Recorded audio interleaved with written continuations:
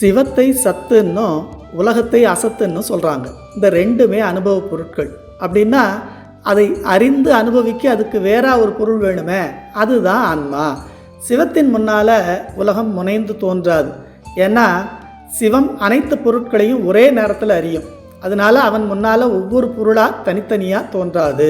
மேலும் அவன் இந்த உலகத்தை தன்னுடைய அனுபவத்தின் பொருட்டு அறிய வேண்டிய அவசியம் இல்லாதவன்.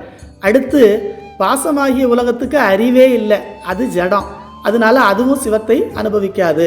அப்போது சிவம் உலகத்தையோ இல்லை உலகம் சிவத்தையோ அறிந்து அனுபவிக்காதுங்கிறது தெரியுது. ஆன்மாதான் கட்டு நிலையில் கருவிகளின் துணை கொண்டு உலகத்தையும், முக்தி நிலையில் குருவருளால் வழிபாடு செய்து திருவருளை துணை கொண்டு சிவத்தையும் அறிந்து அனுபவிக்கும். இதன் மூலம் உயிர்களின் சிறப்பியல்பை சொல்ல வந்தது இந்த சூத்திரம்.